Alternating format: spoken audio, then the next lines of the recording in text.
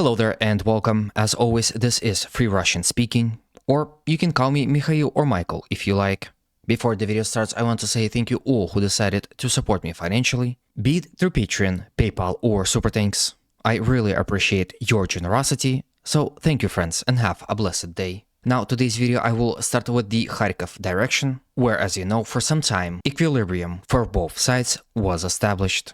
In time, Ukrainians reinforced the front line and no breakthrough happened. Now the battles have turned into a grind, and in order to tilt the balance of power, Russians had decided to bring in a game changer, this time quite unironically. Here on this video you can see the very first test of this game changer, and you have probably guessed it, this is the new Fab-3000 bomb. As you can see, although it didn't really hit the building, the blast itself was enough to destroy or damage the building to a point where it becomes practically unusable for logistic or administrative purposes. So those bombs are very good for destroying enemy command centers and bases.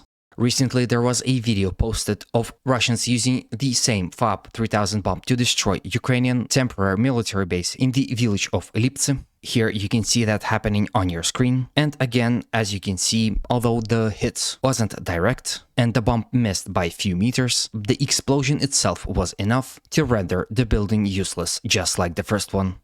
My point is, as Russians will start their offense yet again, just like in Avdiivka, Russian aviation will drop Fab bombs on Ukrainian positions prior to them being attacked by the Russians. And again, as you saw by the blast, it was more than enough to destroy a stronghold. This can really become a game changer. Before we move on, I would like to know your opinion on this, whether Russians will continue to use Fab-3000 bombs here on this front line more regularly, and will it change the situation like I described you a minute prior. Also, while you're there, please do consider supporting this video if you liked it so far. A like, comment, and of course a subscription will be more than enough. Thank you for your considerations, and let's move on to Vovchansk. Here too there are no territorial changes as well, but I have an interesting video for you of Russians bombarding this high-raised concrete buildings area in attempt to collapse or at least damage sturdy buildings and force Ukrainians to retreat from this area. Here you can see that happening on your screens. Those Soviet-built structures are extremely sturdy and strong,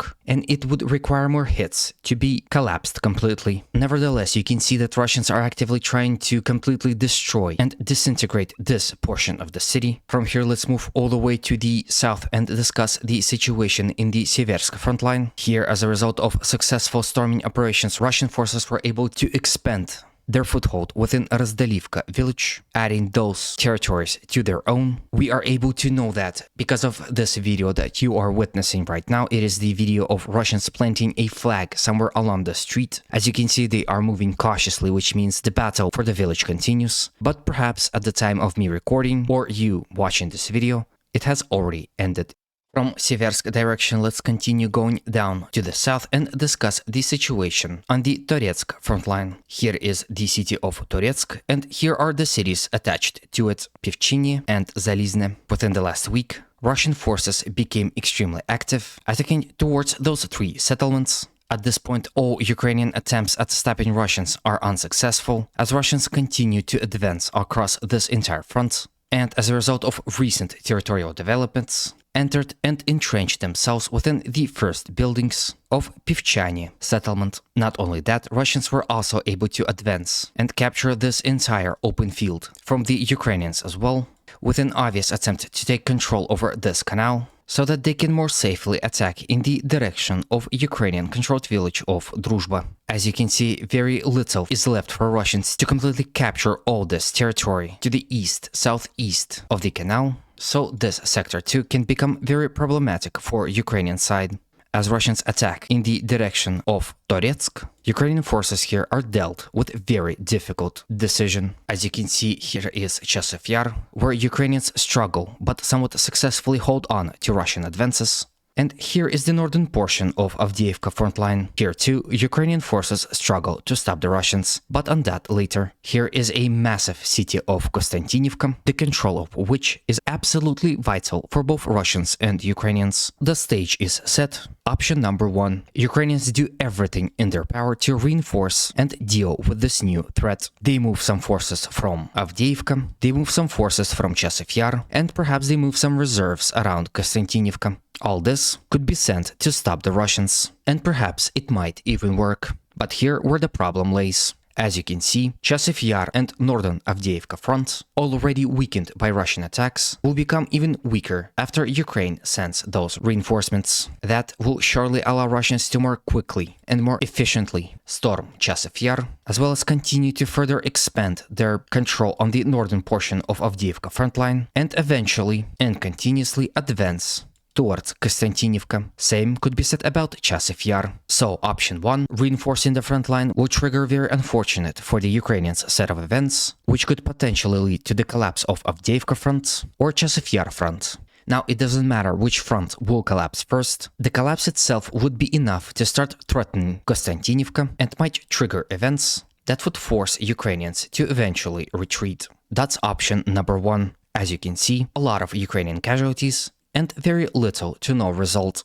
Now option number 2 is the easiest one and the hardest one. In it, Ukrainians decide not to reinforce the front and continue to hold on with what powers they have. Slowly but surely they will lose village after village until the front line evens out, eventually of course reaching Konstantinivka nevertheless. Except this time, Ukrainians would save most of their troops that would have died fighting in this area or as a result of an encirclement. Now again, like at the beginning of the video, I would like to know your opinion on this whole situation. Which option will you think is more likely for the Ukrainians to take? Or maybe you have your own opinion on this situation, which I would also like to hear. Please do express all of that in the comment section, and let's move on to other portions of the front.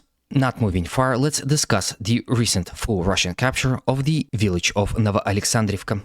This village is located on the northern portion of Avdiivka front, and its recent capture was not only confirmed by pro-Russian and neutral sources, but also by the pro-Ukrainian ones. For example, here on this pro-Ukrainian map, which is called Deep State, here was the situation of yesterday, and here is the situation of today, with these territories coming in under Russian control. So as you can see, the information matches. The village of Novoalexandrivka is now under Russian control. The control of this village will allow Russians to attack in the direction of Luzovatskaya, to the flank and rear of Ukrainian formations fighting in this small ledge, with an eventual possibility to attacking further on in the direction of Progress, Vovche, and Yevgenika in support of the Russian offensive already going in its direction.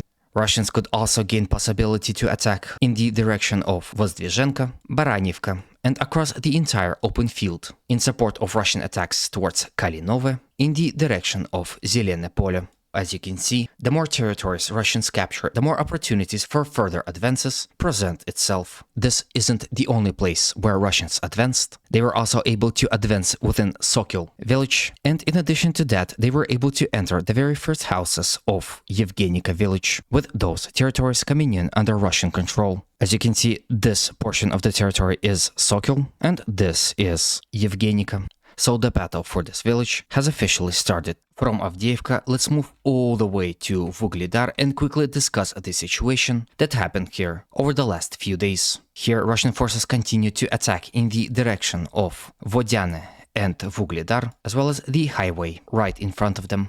Seemingly, Russian advance here is picking up speed, as the recent territorial changes that appeared from this area look something like this. As you can see, this is a rather big chunk of territory, and when counted all together, it is about 12 square kilometers. With this I end today's video. Hopefully it was to your liking and was informative enough. As always, humanity calls me to condemn all violence against human beings. Have a good day, and always remember, Russia will be free and great.